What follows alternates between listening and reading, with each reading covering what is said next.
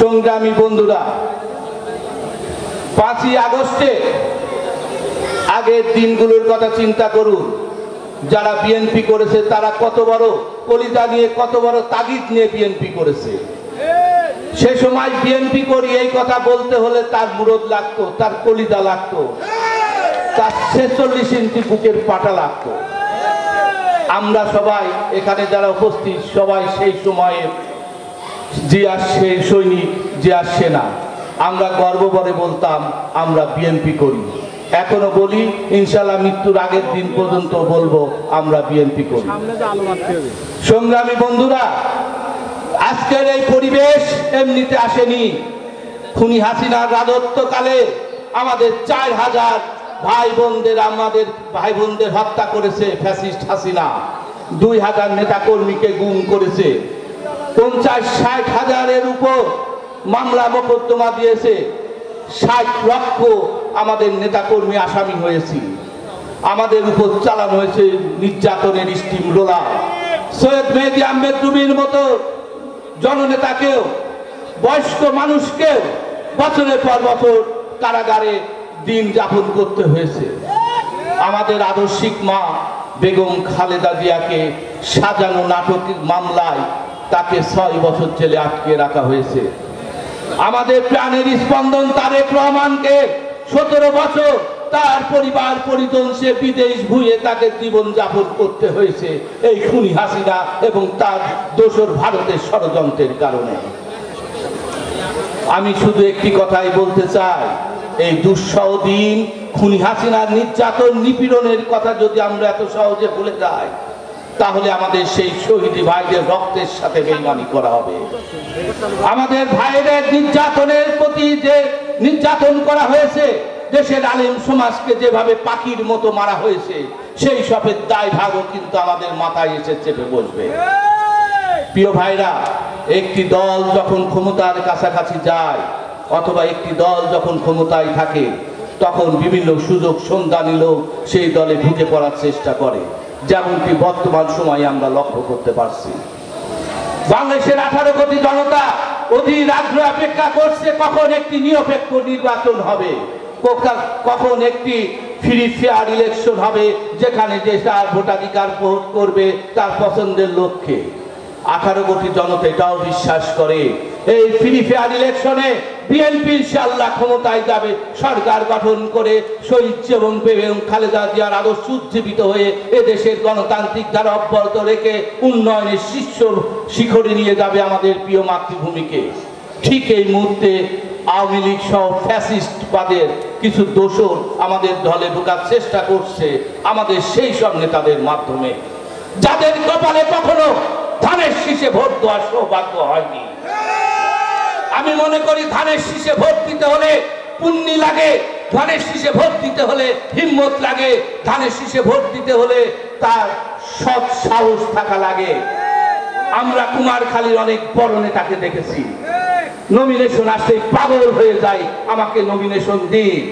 নমিনেশনে ব্যর্থ হবে, তখন মেহেদী রুমিকে ভোট দেওয়া যাবে না, ধানের শীষে ভোট দেওয়া যাবে না, ওই অমুক দলকে দাও, অমুক ভাবিকে দাও, অমুক ভাইকে দাও। আমি বলতে চাই, 91 সালে আমি যখন প্রথম ভোটার হই, জীবনে প্রত্যেকটা ভোট ধানের শীষে দিতে পেরেছি। শুধু 14 সালে আমার মা নিষেধ করেছিল বেগম খালেদা জিয়া কেউ ভোট কেন্দ্রে যাবেন না খুনি হাসিনার অধীনে, তাই আমরা ভোট কেন্দ্রে যাইনি।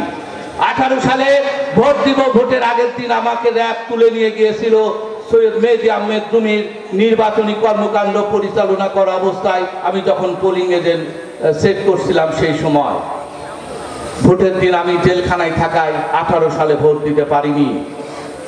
আর এই 24 সালের ভোট আমাদের তারেক রহমান হ্যামিলনের বাসিয়ালা, উনি নির্দেশ দিলেন তোমরা খুনি হাসিনার অধীনে কোনো ভোট কেন্দ্রে যাবে না, লোকদেরকে ভোট কেন্দ্রে যেতে নিষেধ করো। তাই আমরা ভোট দিইনি। এই 3টি বছর আমি ধানের শীষে ভোট দিতে পারি না, এই জ্বালা আমার বুকে আছে, এই জ্বালা আপনাদের সবার বুকে আছে। ইনশাআল্লাহ আগামী ফেব্রুয়ারিতে যে নির্বাচন হবে, ওই নির্বাচনে 18 কোটি জনতা ধানের শীষে ভোট দিয়ে এদেশে বিএনপিকে রাষ্ট্রীয় ক্ষমতায় আহরণ করবে। আমি একটি কথা আমাদের নেতার মুখ থেকে শুনেছি, সৈয়দ মেহেদী আহমেদ রুমি নমিনেশন পাবে, অমুক পাবে না। আরে সৈয়দ মেহেদী আহমেদ রুমি নমিনেশন পাবে তো দিবালোকের মতো সত্য। এখন যদি আপনি মনে করেন মির্জা ফখরুল ইসলাম আলমগীরের জায়গায় ওনার চাবেন অন্য কাউকে নমিনেশন দেবে, এটা কি হবে? সৈয়দ মেহেদী আহমেদ রুমি আমাদের মির্জা ফখরুল ইসলাম আলমগীর, তার আসনে তাকে বাদ দিয়ে কাকে নমিনেশন দেবে এটা আপনার বিবেককে প্রশ্ন করবেন, এবং তার মতো যোগ্যতম লোক থাকতে অন্য কাউকে দেবে এটা আমি বিশ্বাস করি না।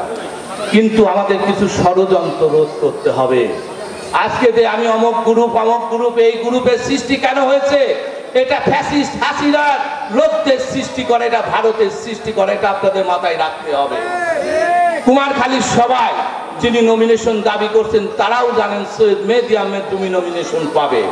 তবে কেন এই কথাগুলো সৃষ্টি করছে? কারণ এগুলি হাসিনার চাল, আওয়ামী লীগের চাল, এ করে আমাদের আপনাদের মধ্যে দ্বিধাদ্বন্দ্ব সৃষ্টি করতে চায়।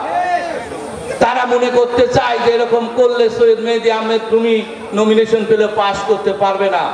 আমি আপনাদেরকে বলতে চাই, যদি সৈয়দ মেহেদী আহমেদ রুমি ধানের শীষের নমিনেশন নিবেন এবং ওনার সিটে যদি খুনি হাসিনা নিজেও এসে ক্যান্ডিডেট হয়, জামানত বাজেয়াপ্ত হবে ইনশাআল্লাহ। সৈয়দ মেহেদী আহমেদ রুমি, বেগম খালেদা এবং তারেক রহমানের নেতৃত্বে যে সরকার গঠিত হবে, সেই সরকারে তিনি একজন এমপি হবেন এবং একজন মন্ত্রীর দায়িত্ব পাবেন বলে আমরা বিশ্বাস করি।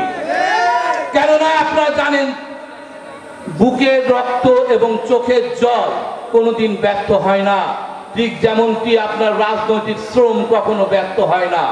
রাজপথে থাকা লোকের শ্রম, কারাগারে অন্তরীণ থাকা ব্যথা এবং মানুষের প্রতি মমত্ববোধ সেটা কখনো বৃথা যায় না। আপনি একটি ব্যবসায় টাকা ইনভেস্ট করতে পারেন, সেখানে লস হতে পারে, কিন্তু রাজনীতিতে আপনি জনগণের প্রতি ভালোবাসা দিবেন, জনগণের মাঝে থাকবেন, জনগণকে রাজনীতি করবেন, এই জনগণ আপনাকে হাজার হাজার গুণ বেশি ঋণ পরিশোধ করবে, যেমনটি অর্জন করেছেন আমাদের প্রধান মেহমান সৈয়দ মেহেদী আহমেদ রুমি। তাই আমি আপনাদেরকে একটি কথাই বলতে চাই, আমাদেরকে এখন প্রস্তুতি নিতে হবে। আগামী নির্বাচনে সকল ষড়যন্ত্র রুখতে হবে। একটি ষড়যন্ত্র দেখেছেন, বিএনপি এই কাজ করছে, ওই খারাপ কাজ করছে, চাঁদাবাজি করছে, এইসব বিভিন্ন অপপ্রচার হচ্ছে। এই সব অপপ্রচারকে রুখে দাঁড়িয়ে আমাদের দেখাতে হবে আমরা শহীদ জিয়া সৈনিক, আমরা বেগম খালেদা জিয়া সৈনিক, আমরা তারেক রহমানের সৈনিক, আমরা মেহেদী আহমেদ রুমির সৈনিক। আমরা সততার সাথে আমাদের সকল কর্ম পরিচালনা করে জনগণকে ভালোবেসে তাদের বিপদে পাশে দাঁড়িয়ে আগামীর ভোটটা ধানের শীষে নিতে হবে, এই আশাবাদ ব্যক্ত করে আমি আমার বক্তব্য শেষ করছি। আল্লাহ হাফেজ। বাংলাদেশ জিন্দাবাদ, শহীদ জিয়া অমর হোক, তারেক রহমান জিন্দাবাদ। আল্লাহ।